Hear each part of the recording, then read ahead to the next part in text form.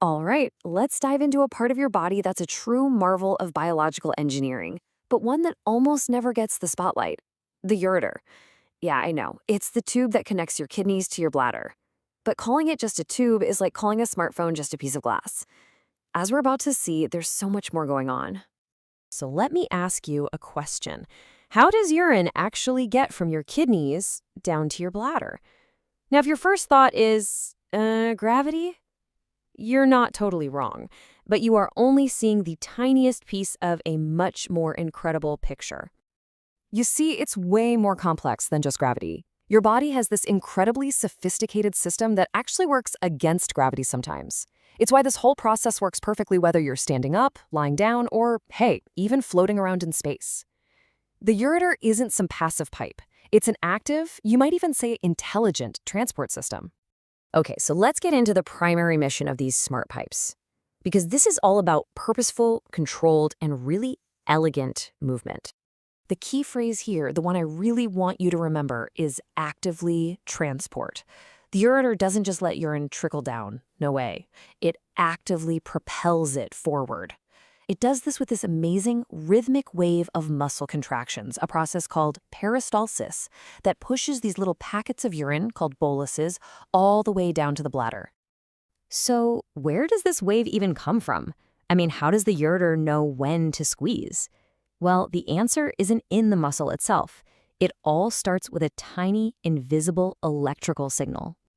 That's right, every single one of those muscular waves, every single push, begins its journey with a little electrical spark, and it's generated by a group of very, very specialized cells. And here they are. Meet the pacemaker cells. They're nestled right where the kidney meets the ureter, and these amazing little guys can generate their own electricity, completely on their own schedule. They are truly the unsung conductors of this internal orchestra. And what's just wild is how autonomous the system is. These pacemaker cells fire on their own, with absolutely zero input from your brain. Your brain isn't telling them what to do. They just set this steady, rhythmic pace of about 2 to 6 waves every single minute, making sure there's a constant, controlled flow away from your kidneys. So we've got our electrical spark, but how in the world does that tiny spark translate into the raw, physical force needed to actually move liquid? Well, this is where the real magic of cell biology kicks in. That spark from the pacemaker cells, it triggers what's called an action potential. And you can think of it like a domino effect. One muscle cell gets excited, and it passes that electrical charge to the next, and then to the next, creating this beautiful wave of excitement that travels the entire length of the ureter. And here's how that electricity becomes physical action. The electrical wave opens up these tiny little gates on the muscle cell's surface, and that allows calcium ions to just flood inside. This sudden rush of calcium, that is the master switch. It's the signal that tells all the muscle's internal machinery to contract. It's really simple. No calcium, no squeeze. And hey, don't just take my word for it. The relationship is absolute. As the literal textbook on urology says, any significant increase in calcium inside that cell results in a contraction. Period. It's a fundamental principle of how this muscle works. Now, this comparison really drives home just how unique this process is. The ureter wave isn't built for speed, not at all. A nerve signal in your body can travel at an incredible 150 times meters per second. I mean, that's lightning fast. By contrast, the ureter's wave moves at a slow, deliberate 2 to 6 centimeters per second. It's this powerful rolling squeeze designed to move fluid, not to send a quick message. Okay, so this system is incredibly efficient and elegant when it's all working smoothly. But that same power, that same autonomy, can cause some huge problems when things go wrong. Let's look at a really common and intensely painful scenario: a blockage.